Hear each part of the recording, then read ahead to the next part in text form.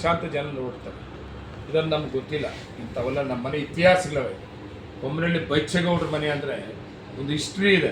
ಬೈಚೇಗೌಡ್ರ ಮನೆ ಅಂದರೆ ನಮ್ಮಪ್ಪ ಪಟೇಲ್ ಎಲ್ಲೇಗೌಡ ಅಂದರೆ ನಮ್ಮಲ್ಲಿ ಇತಿಹಾಸ ಇರೋಂಥವ್ರು. ರಾಜಕಾರಣ ಹಿನ್ನೆಲೆ ಇಲ್ಲ ನಮಗೆ. ಜಮೀನ್ದಾರರು ಗೌರವಸ್ಥರು ನಮ್ಮ ಮನೆಸ್ಥಾನ. ಆದರೆ ರಾಜಕೀಯನ ಸೃಷ್ಟಿ ಮಾಡ್ಕೊಂಡಿದ್ದು ನಾನೇ ಆ ಕುಟುಂಬದಲ್ಲಿ.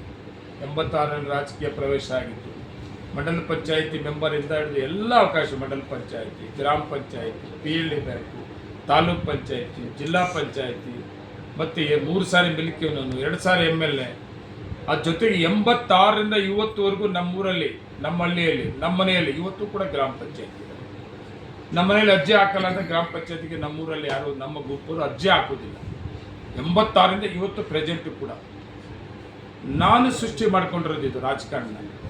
ನಾನು ಗೌರವವಾಗಿ ಏನಾದರೂ ರಾಜಕಾರಣನ ಅವಕಾಶ ಸಿಕ್ಕಿದಾಗ 86ರಲ್ಲಿ ನಾನು ಗೌರವವಾಗಿ ನನ್ನ ತಾಲೂಕಲ್ಲಿ ನಡ್ಕೊಂಡೇ ಇದ್ದಿದ್ರೆ ನನ್ನ ಊರೆಲ್ಲ ನನ್ನ ತಾಲೂಕಲ್ಲಿ ಕೂಡ ತಿರಸ್ಕರಿಸ್ತಾ ಇದ್ದರು. ನನ್ನ ಯಾರು ಕೂಡ ನನ್ನ ತಾಲೂಕಿನ ಜನ ತಿರಸ್ಕರಿಸಿಲ್ಲ. ನಾನು ಬೆಳೆಸ್ಕೊಂಬಂದಿದ್ದಾರೆ, ನನ್ನ ತಾಲೂಕಿನ ಜನ ಬೆಳೆಸಿದ್ದಾರೆ, ನನ್ನ ಹೊಸಕೋಟೆಯವರೆಲ್ಲ ಬೆಳೆಸಿರೋದು. ನನಗೆ ನಂಬಿಕೆ ಇದೆ. ನಾಳೆ ಕೌಂಟಿಂಗಲ್ಲಿ ನನ್ನ ಜನ ಗೆಲ್ಲಿಸಿರೋದು ಮತ್ತೆ ರಿಸಲ್ಟ್ ಬರ್ತದೆ. 3ನೇ ಸಾರಿ ಅವ್ರು ಏನು ಅಂದ್ಕೊಂಡವರು ಅದೆಲ್ಲ ಸುಳ್ಳಾಗ್ತದೆ. 3ನೇ ಸಾರಿ ರಿಸಲ್ಟಲ್ಲೂ ಕೂಡ ನಾನು MLA ಆಗಿ ಡಿಕ್ಲೇರ್ ಆಗ್ತದೆ. ಯಾವುದೇ ಕಾರಣಕ್ಕೂ ನನಗೆ ಆ ಭಯ ಕೂಡ ಇಲ್ಲ. ಆಮೇಲೆ ಅಧಿಕಾರ ದಾಹ ಕೂಡ ಇಲ್ಲ ನನಗೆ.